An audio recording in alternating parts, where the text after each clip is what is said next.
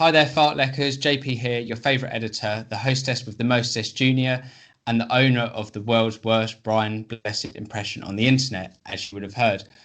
So excited to bring you a brand new show from the What the Fartlek family, After the Finish Line, hosted by myself.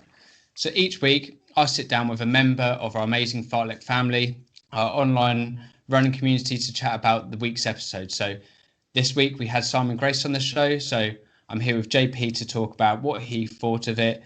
And then we've got some exclusive bonus content from that interview, which I will hand over to Rob to do. So before we get started, if you enjoy this, please don't forget to hit that thumbs up button, subscribe, and also press that notification bell. So as soon as we upload something, you'll get a notification on your phone, iPad, or laptop to let you know that we've just put some new exclusive content out for you. Now, without further ado, me in my velvet blazer and my guest here, JP, dressed up very smartly, we get on with the show. How are you today, my friend? I'm good. I thought I'd make the effort. I found out earlier that you were going to go with the velvet blazer. So, yeah, I'm business in the top, but obviously party down below as well. So, I think we're both the same with that. There you go. I have to, always in shorts, me. Always in shorts. Never feel the cold. Never feel the cold. So, we'll start off with how did you find the challenge, Matt? Obviously, you're our first guest for the series on this. You had the challenge with Matt and you challenged him to a press-up competition. And I know he's only a very little guy, but you absolutely smashed him on that. So how did you feel about that challenge? Yeah, obviously delighted to win. I've got to be honest, I'm really glad that I won the coin toss because I was kind of looking at 100 press-ups as a minimum, and then seeing his tiny arm struggle a little bit was really good for me to see him struggle a little bit. So yeah, it was good. I've got to be honest though, my pecs were hurting for about 3 days. I'm only just able to put my arms up. So press-ups are my strong point.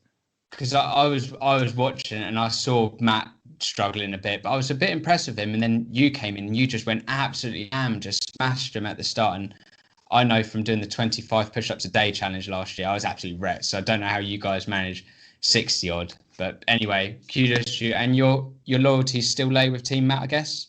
Yeah, absolutely. A little bit gutted that the United shirt didn't come out in the forfeits because that would have been the perfect start to the challenge. But I hope Rob enjoys his takeaway. So good.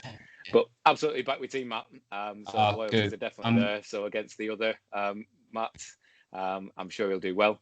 He's quite low to the ground anyway, so hopefully holding an egg and spoon will be quite good. That low centre of gravity should do him well. Definitely a bit easier for him. So what did you think of the show overall? Yeah, another strong one. You guys were on fine for him on the segment, so yeah, I'm dying to hear this Brian Blessed impression. But other than that, the segments went really well. You actually talked about running again, and I thought Simon was really good value, and it's always nice to hear from Statman John. Yeah, I mean, Statman John in Perth. I mean, how do you think he's going to do with that yo-yo challenge and finding an actual Krispy Kreme donut? He's a bit of a lost. He's a bit of a lost cause, isn't he?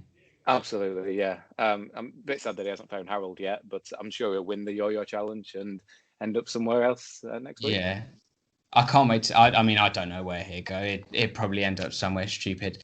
So we're on the show. So we did the would you rather question. So Rob asked Matt, would you rather run a mile naked or run a marathon in a snowsuit? Bear in mind, it'll be sweltering heat, and if you do the marathon in the snowsuit and the naked, people expect you. It's not like you're just going to run around the streets. It's like an organised event, and people may know that you'll be naked. So what would you pick? Mile naked or marathon in a snowsuit? I'll take the mile naked every day. I don't do too well in the heat, and definitely the mile naked. To be honest, you ran dressed up as Pamela Anderson, so it's a bit.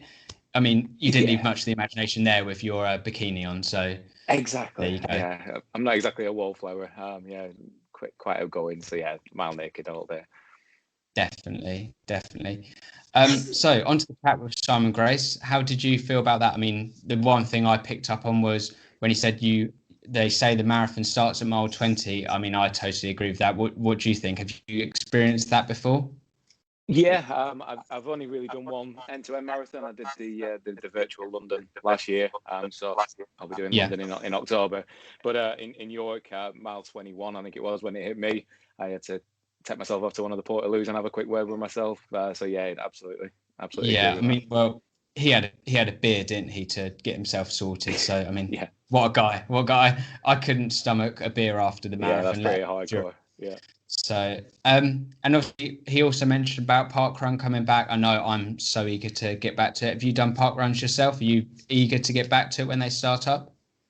In all honesty, my actual parkrun kind of portfolio isn't that massive. There is a local one it's quite a tough one. There's a really big hill on it, so I've kind of stayed away from it. But yeah, just to get running with people, I'll definitely be back doing parkrun. Yeah, you might have to get back there. I know Rob does it because of the cake, and I think that's what I'll be going back for. So anyway, without further ado, what we do, speaking of Rob, we'll head over to him because he's got a couple of quick fire questions with Simon, exclusive content that wasn't on the podcast about how he preps for a race and his favourite races and stuff like that. So off we go over to Rob. Thanks, Jack, and I hope you're all enjoying this first episode of After the Finish Line and that you all indeed enjoyed episode 2 of this series of the podcast. As a little bit of a Brucey bonus, bit of an extra, I have got some quick fire questions for our guest, Mr. Simon Grace. How are we doing, Simon? You all right? I'm very well. Yourself? Yep, good. Thank you. Good. You are our first guest on After the Finish Line. I'm sure you're very honoured. No pressure. So are you ready for me to hit you with some quick fire questions? Yeah, let's go for it. Wonderful. Right, okay, so first one. What is your all-time favourite race? London Marathon. Ooh, good answer. Without a doubt, yeah. Yeah. I think everyone's going to say that, aren't they, that's run it. Okay, what about your favourite park run?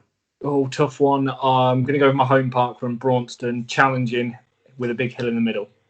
Wow, why would that be your favourite? Not everyone hates hills as much as me. Okay, what about night before a race, your favourite pre-race meal? Pizza, gotta be, 100%. What toppings? Veg, anything veg related. Just loads of veg. Yeah. Good man, carb load into the max. What is the one piece of running kit that you cannot live without?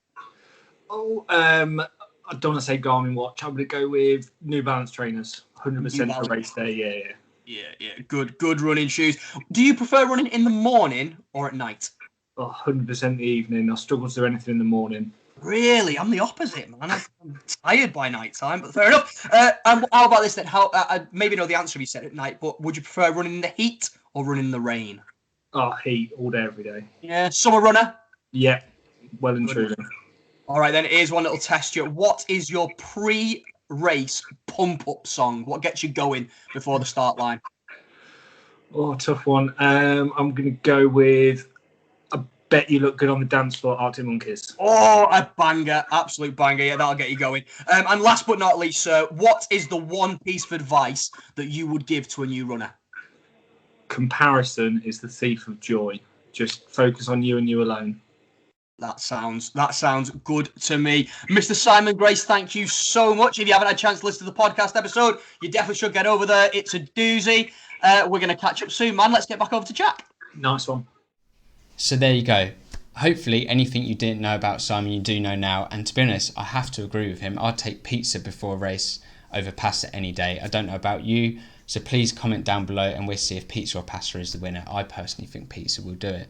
Huge thank you to him for coming on, doing the podcast with us on the Thursday, then doing these quickfire questions. So massive thank you to you, Simon. And also thank you to JP Senior as I'll call him, for coming on and keeping me company on the first show. Also, his amazing performance in Challenge Matt, to be honest, because he did, quite frankly, destroy Matt. So I'm sure we'll find out how the next instalment of that goes. Just tune in on our social medias.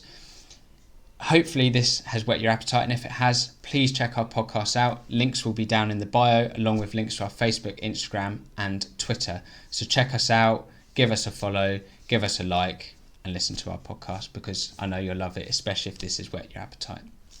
Next week, Rob will be talking to Anna Chaplin, all things running. We've got more Make Matt Run fun, and we will hopefully find out where Statman John is, whether he ever got his Krispy Kreme donut, and whether he did win that yo-yo competition. So check us out next Thursday when our podcast goes live, wherever you listen to your podcasts. Lastly, if you enjoyed this, please give it a big thumbs up, subscribe and press that notification bell, because next time we release some exclusive content, you'll get a little notification on your device and you'll be able to be the first to watch it. Thank you very much for joining me, and I'll be back next Saturday with my velvet blazer to speak to you after the finish line. Thank you.